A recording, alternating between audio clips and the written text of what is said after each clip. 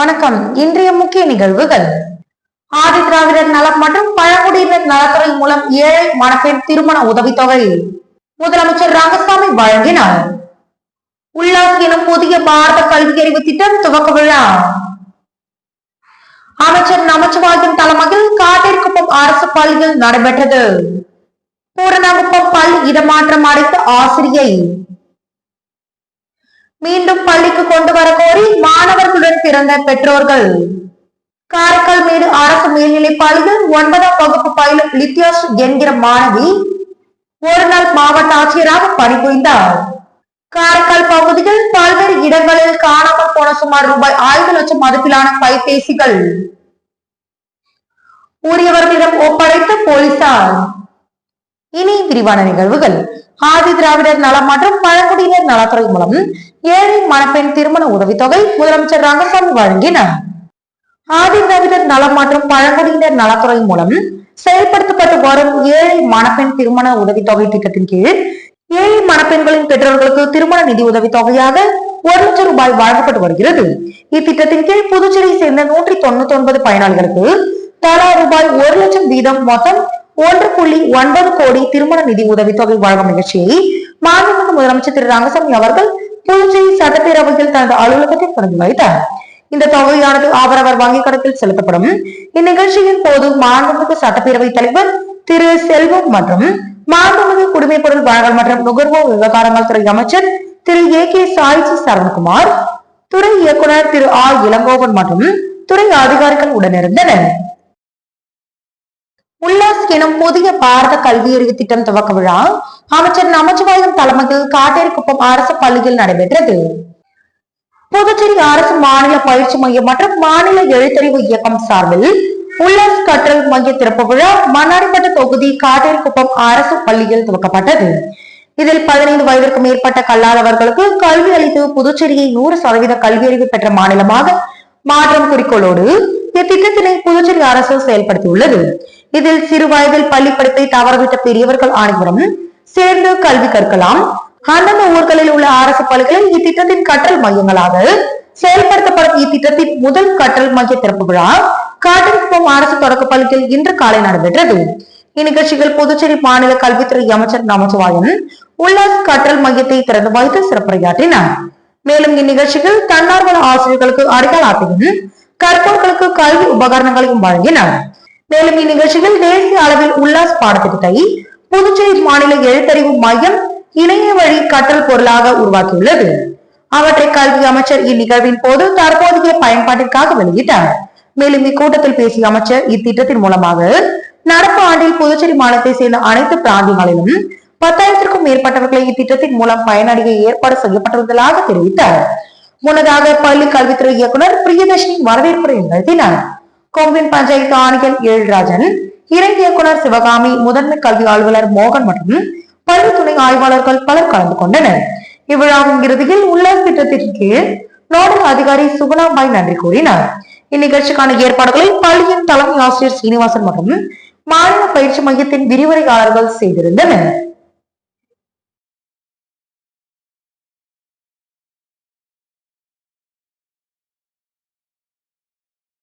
பூரணகுப்பம் பள்ளி இடமாற்றம் அடைந்த ஆசிரியை மீண்டும் பள்ளிக்கு கொண்டு வர கோரி மாணவர்களுடன் பெற்றோர்களும் திரண்டனர். தவளக்குப்பம் அடுத்த பூரணகுப்பம் அரசு நடுநிலை பள்ளியில் தொடக்கப்பள்ளி ஆசிரியராக பாத்துமா என்பவர் கடந்த 2 ஆண்டுகளாக இப்பள்ளியில் பணிபுரிந்து வருகிறார். அங்குள்ள மாணவர்களுக்கு கவரும் வகையில் பாடத்தை நடத்தி வந்ததால் மாணவர்களுக்கு ஆசிரியர் மீது பற்றுதல் இருந்துள்ளது. கல்வித்துறை ஆசிரியை பத்மாவுக்கு திடீரென கடந்த வாரம் காரைக்கால் பள்ளிக்கு இடமாற்றம் செய்யப்பட்டுள்ளார். இதற்கு மாணவர்களின் பெற்றோர்கள் எதிர்ப்பு தெரிவித்திருந்தனர். கடந்த 3 தினங்களாக பல மாணவர்கள் பள்ளிக்கு செல்லவில்லை என்றும் இந்த நிலையில் இன்று காலை மாணவர்களுடன் வந்த பெற்றோர்கள் பள்ளியில் திரண்டு மீண்டும் அந்த ஆசிரியரை இப்பள்ளிக்கு வந்தால்தான் தங்கள் பிள்ளைகளை அனுப்புவோம் என கோரிக்கை வைத்திருந்தனர். இது சம்பந்தமாக பள்ளி தலைமை ஆசிரியரிடம் பெற்றோர்கள் சார்பில் புகார் தெரிவிக்கப்பட்டது. இது சம்பந்தமாக கல்வித்துறை உயர் அதிகாரிகளிடம் தெரிவிப்பதாக கூறியிருந்தார். ஆனால் மாணவர்கள் பெற்றோர்கள் தங்கள் பிள்ளைகளை அழைத்துக் கொண்டு வீட்டிற்கு சென்று விட்டனர். காரைக்காலில் முதல் முறையாக காரைக்கால் மேடு அரசு மேல்நிலைப் பள்ளியில் 9ஆம் வகுப்பு பயிலும் லித்தியாஸ்ரீ என்கிற மாணவி ஒரு நாள் மாவட்ட ஆட்சியராக இன்று பணிபுரிந்தார். இவருக்கு காரைக்கால் மாவட்ட ஆட்சியர் மணிகண்டன் வாழ்த்துக்களை தெரிவித்தார். காரைக்கால் மாவட்டத்தில் பள்ளி மாணவர்கள் மாவட்ட நிர்வாக செயல்பாடுகள் அறிந்து கொள்ளும் வகையில் பள்ளி மாணவர்கள் ஒருநாள் மாவட்ட ஆட்சியராக பணியாற்ற வாய்ப்பு தரப்படும் என்கின்ற காரைக்கால் மாவட்ட ஆட்சியரின் அறிவிப்பினை செயல்படுத்தும் விதமாக காரைக்கால் மேடு அரசு மேல்நிலைப் பள்ளியில் 9ஆம் வகுப்பு பயிலும் லித்யாஸ்ரீ என்கிற மாணவி இன்று அவர் ஒருநாள் மாவட்ட ஆட்சியராக மாவட்ட ஆட்சியர் அலுவலகத்தில் பணிபுரிந்து வருகிறார். மேலும் ஒருநாள் மாவட்ட ஆட்சியராக பணிபுரியும் அரசு பள்ளி மாணவி லித்யாஸ்ரீ அவர்களுக்கு காரைக்கால் மாவட்ட ஆட்சியர் மணிகண்டன் வாழ்த்து தெரிவித்தார். இதையடுத்து மாவட்ட ஆட்சியர் மணிகண்டன் மற்றும் ஒருநாள் மாவட்ட ஆட்சியர் மாணவி லித்யாஸ்ரீ பல்வேறு பகுதிகளில் ஆய்வு மேற்கொண்டார். தவளக்குப்பம் அடுத்த பூர்ணாங்குப்பம் கிராமத்தில் நிரந்தரமாக பாதை அமைக்கும் பணி தொடங்கியது. புதுச்சேரி மாநிலம் தவளக்குப்பம் அடுத்த பூர்ணாங்குப்பம் கிராமத்தில் AFC சொசைட்டி சார்பில் மனைப்பிரிவு கடந்த 20 ஆண்டுகளுக்கு முன்பு அமைக்கப்பட்டது. அந்த மனைப்பிரிவுக்கு செல்வதற்காக தனியாரிடமிருந்து பணம் கொடுத்து பாதை அமைப்பதற்கு இடம் வாங்கப்பட்டது. அந்த பகுதிக்கு செல்வதற்காக சாலை வசதி அமைத்து தருவதில் பல வருடங்களாக சிக்கல் இருந்து வந்தது. தற்போது 100க்கும் மேற்பட்ட குடியிருப்புகள் அந்த பகுதியில் இருந்து வந்ததால் வாகனங்கள் செல்ல ஏதுவாக சாலை இல்லாததால் மிகவும் சிரமப்பட்டு சென்று வருகின்றனர். இது குறித்து அந்த பகுதி குடியிருப்போர் நலசங்கம் சார்பில் சபாநாயகர் செல்வம், கொம்பேட் பஞ்சாயத்து ஆணையர் ரமேஷ் உள்ளிட்ட அதிகாரிகளுக்கு பல முறை கோரிக்கை மனு அளித்தனர். அதன் அடிப்படையில் அந்த குடியிருப்பு பகுதிக்கு செல்வதற்கு நிரந்தர வழி செய்து தர முடிவு செய்யப்பட்டது. இந்த நிலையில் அந்த பகுதிக்கு தாசில்தார் பிருத்திவிராஜ், அருககுப்பம் கொம்பேட் பஞ்சாயத்து ஆணையர் ரமேஷ் மற்றும் தவளக்குப்பம் போலீஸ் பாதுகாப்போடு அந்த பகுதியை அரசு சர்வேயர் மூலமாக அளவிடும் பணி கடந்த சில நாட்களுக்கு முன்பு நடைபெற்றது. இதற்கு அந்த பகுதியில் இருந்த சிலர் சாலை அமைக்கும் இடத்தை மாற்றி அமைக்க வேண்டும் என அதிகாரிகளிடம் வாக்குவாதத்தில் ஈடுபட்டு எதிர்ப்பு தெரிவித்தனர். அதன் காரணமாக அந்த பகுதியில் சிறிது நேரம் பரபரப்பு நிலவியது. அதனைத் தொடர்ந்து அந்த இடத்தில் அளவீடு செய்து நிரந்தரமாக பாதை அமைக்கும் பணி நேற்று காலை தொடங்கியது. தாசில்தார் பிருத்திவிராஜ், அரியாங்குப்பம் கொம்யூன் பஞ்சாயத்து ஆணையர் ரமேஷ், உதவி பொறியாளர் நாகராஜன், வருவாய் ஆய்வாளர்கள் பாலமுருகன், புனிதவதி மற்றும் அலுவலக ஊழியர்கள் அந்த பகுதிக்கு வந்தனர். மேலும் முன்னெச்சரிக்கை நடவடிக்கையாக போலீஸ் இன்ஸ்பெக்டர் கலைச்செல்வன் தலைமையில் சப் இன்ஸ்பெக்டர் சண்முக சத்யா கதிரேசன் உட்பட ஏராளமான ஆண், பெண் மற்றும் போலீசார்கள் அந்த பகுதியில் பாதுகாப்பு பணியில் ஈடுபட்டனர். அந்த பகுதி குடியிருப்பு நலசங்க நிர்வாகிகள், பொதுமக்கள் உள்ளிட்ட பலர் முன்னிலையில் இடத்தை அளக்கும் பணி தொடங்கியது. சில மணி நேரம் வாக்குவாதத்தில் தொடங்கி நடந்து வந்த இந்த பணியானது பிற்பகல் 1 மணி வரை நீடித்தது.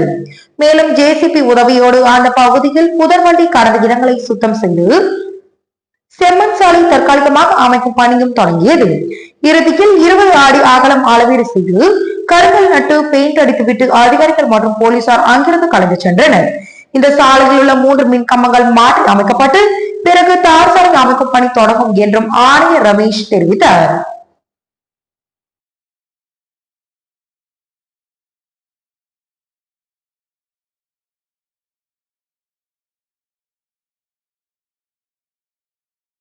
காரைக்கால் பகுதியில் பல்வேறு இடங்களில் காணாமல் போன ரூபாய் 5 லட்சம் மதிப்பிலான கைபேசிகளை போலீசார் மீட்டு உரியவர்களிடம் ஒப்படைத்தனர். காரைக்கால் இணைய குற்றத்தடுப்பு பிரிவு போலீசார் CIR என்கிற செயலியில் பதிவு செய்து கைபேசியின் பயன்பாட்டில் உள்ள இடங்களை கண்டறிந்து அவற்றை மீட்டனர். இதன்படி சுமார் ரூபாய் 5 லட்சம் மதிப்பிலான மீட்கப்பட்ட 22 கைபேசிகள் உரியவர்களிடம் புதன்கிழமை ஒப்படைக்கப்பட்டன. காரைக்கால் மாவட்ட முதுநிலை காவல் கண்காணிப்பாளர் மணிஷ் இவற்றை கைபேசிக்கு உரியவர்களிடம் ஒப்படைத்தார். இந்நிகழ்வில் தெற்கு மண்டல காவல் கண்காணிப்பாளர் சுப்பிரமணியன், வடக்கு மண்டல காவல் கண்காணிப்பாளர் கைபேசி உரிமையாளரிடம் ஒப்படைத்த முதுநிலை காவல் கண்காணிப்பாளர் மணிஷ் உடன் மண்டல காவல் கண்காணிப்பாளர்கள் சுப்பிரமணியன், பாலச்சந்திரன், கண்காணிப்பாளர் பாலச்சந்திரன் ஆகியோர் உடனிருந்தனர்.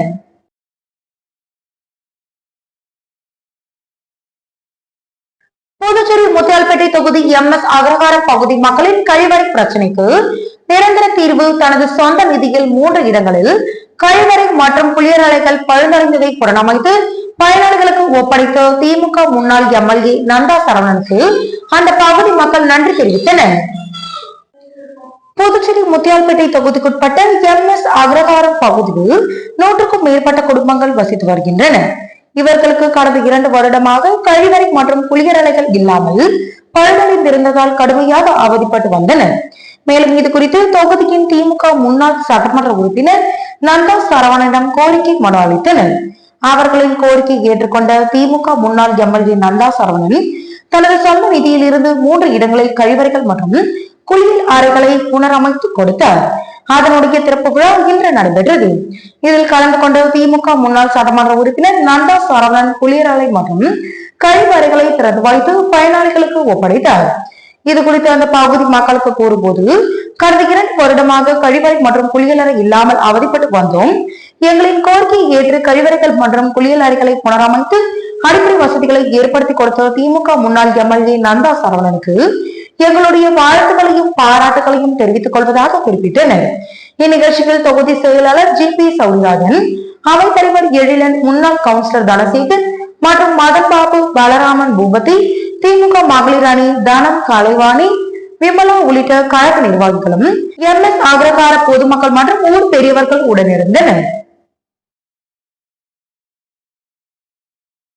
பிரதான் மந்திரி ஆவாஸ் யோஜனா திட்டத்தின் கீழ் ஊசுடு தொகுதிக்குட்பட்ட பயனாளிகளுக்கு கல்வீடு கட்டுவதற்கான ஆணையை அமைச்சர் சாய்ஜி சரவணகுமார் வழங்கினார். பிரதான் மந்திரி ஆவாஸ் யோஜனா திட்டத்தின் கீழ் ஊசுடு தொகுதிக்குட்பட்ட பயனாளிகளுக்கு கல்வீடு கட்டுவதற்கு சுமார் 40 பயனாளிகளுக்கு முதல் தவணையாக தலா ரூபாய் 1.2 லட்சம் பெற்றுக் கொள்வதற்கான ஆணை வழங்கும் நிகழ்ச்சி நேற்று நடைபெற்றது. இதில் தொகுதியின் சட்டமன்ற உறுப்பினரும் குடிமைப்பொருள் வழங்கல் மற்றும் நுகர்வோர் விவகாரங்கள் துறை அமைச்சருமான சாய்ஜி சரவணகுமார் கலந்து கொண்டு ஊசுடு சட்டமன்ற உறுப்பினர் அலுவலகத்தில் பயனாளிகளுக்கு ஆணைகளை வழங்கினார். இந்நிகழ்ச்சியில் குடிசை மாற்று வாரிய தலைமை செயற்பொறியாளர் சுந்தரராஜன், இளநிலை பொறியாளர் அனில்குமார், கண்காணிப்பாளர் வெங்கடேசன், பாஜக ஊசுடு தொகுதி ஒருங்கிணைப்பாளர் சாய் தியாகராஜன், தொகுதி தலைவர் ஐயனார், கட்சி நிர்வாகிகள், பொதுமக்கள் என ஏராளமானோர் கலந்து கொண்டனர். ராஜீவ்காந்தி குழந்தைகள் மருத்துவமனையில் இன்று பிறந்த குழந்தைகளுக்கு தங்க மோதிரமாக பரிசுகளை தமிழக வெற்றி கழகத்தினர் வழங்கினர். பெருந்தலைவர் காமராஜரின் 122வது பிறந்தநாள் விழா, தமிழக வெற்றி கழக தலைவர் தளபதி விஜய் பிறந்தநாள் மற்றும் தமிழக வெற்றி கழகம் பொதுச் செயலாளர் புசி ஆனந்த் அவர்களின் பிறந்தநாள் ஆகிய முப்பெரும் விழா வடசென்னை கிழக்கு மாவட்ட இளைஞர் அணி நிர்வாகி ராயபுரம் எஸ். நவீன் தலைமையில் புதுவை தமிழ்ச்சங்க தலைவர் முனைவர் முத்தமிழ் கலை சங்கம் நிறுவனர் கவிஞர் ஆரா ஆகியோர் முன்னிலையில் கொண்டாடும் வகையில் புதுச்சேரி எல்லைப்பிள்ளை சாவடியில் உள்ள ராஜீவ்காந்தி குழந்தைகள் மருத்துவமனையில் இன்று பிறந்த குழந்தைகளுக்கு தங்க மோதிரம் அணிவித்து விழாவை சிறப்பாக கொண்டாடப்பட்டது. இந்த நிகழ்ச்சியில் வடசென்னை கிழக்கு மாவட்ட நிர்வாகி ராயபுரம் எஸ். நவீன் அவர்களுடன் புதுவை தமிழ்ச்சங்க தலைவர் முனைவர் வி. முத்து மற்றும் முத்தமிழ் கலை சங்கமும் கவிஞர் ஆரா ஆகியோருடன் வடசென்னை கிழக்கு மாவட்ட நிர்வாகிகள், தமிழக வெற்றி கழக செய்தி தொடர்பாளர் லயோலா மணி, ராயபுரம் வினோத், ஷாஜகான் சதீஷ், மதன் விஷால், பாலகணேஷ், மகேஷ், பிரபு, ஈஸ்வரி, கழக பேச்சாளர் லயோலா மணி, கழக தோழர்கள் பிரசாந்த், அன்பு, அர்ஜுன், சண்முகம், ராஜேஷ், புகழ், வழக்கறிஞர் ராஜேஷ், கோபிநாத், நடராஜ், ராஜலட்சுமி, சக்தி, பன்னீர், ஆகாஷ், வருண் மற்றும் ஏராளமான தொண்டர்கள் கலந்து கொண்டனர்.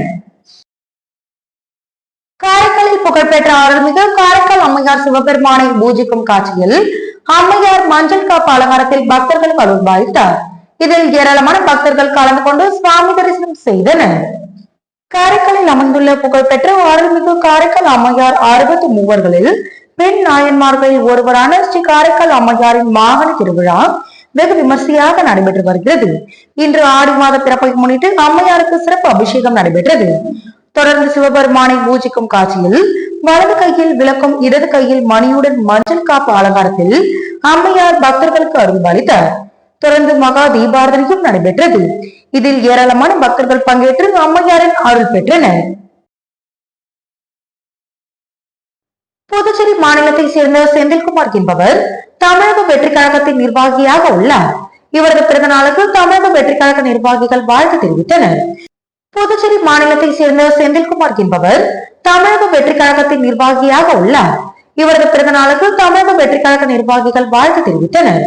இதனைத் தொடர்ந்து செந்தில்குமார் தனது பிறந்த நாளை முன்னிட்டு கோல்காட்டில் உள்ள புஷ்பகாந்தி முதியோர் அரவணைப்பு இல்லத்தில் உணவு வழங்கினார்.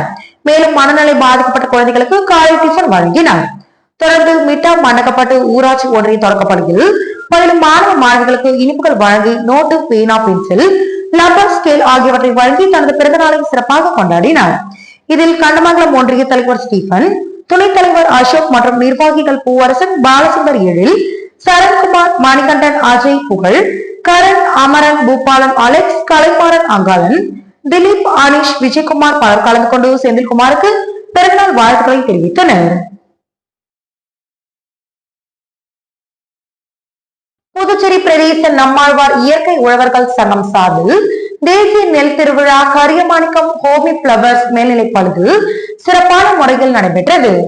புதுவை மாநிலம் நெட்டப்பாக்கம் கொம்யூன் பஞ்சாயத்திற்குட்பட்ட கரியமாணிக்கம் ஹோலி பிளவர்ஸ் மேல்நிலைப் பள்ளியில் தேசிய நெல் திருவிழா 2024 பாரம்பரிய உணவு திருவிழா மற்றும் 14ஆம் ஆண்டு சங்க துவக்க விழா என முப்பெரும் விழா நடைபெற்றது.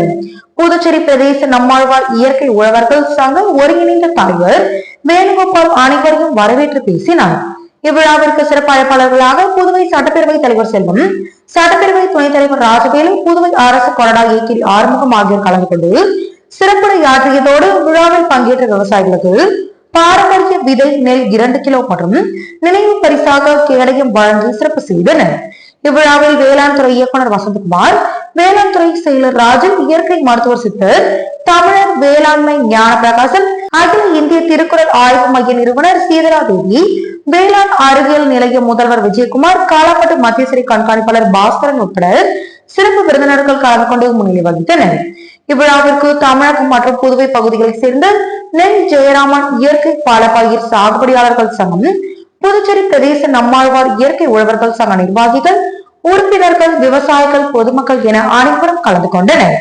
இவ்விழாவிற்கான ஏற்பாடுகளை பள்ளி தாளாளரும் விவசாய சங்க நிர்வாகியுமான வெங்கடேசன் செய்திருந்தார். இறுதியாக நம்மாழ்வார் இயற்கை உழவர்கள் சங்க நிர்வாகி கோவிந்தராஜ் நன்றி கூறினார். இவ்விழாவில் பாரம்பரிய மூலிகை தேநீர் மற்றும் பாரம்பரிய உணவு வகைகள் பரிமாறப்பட்டது.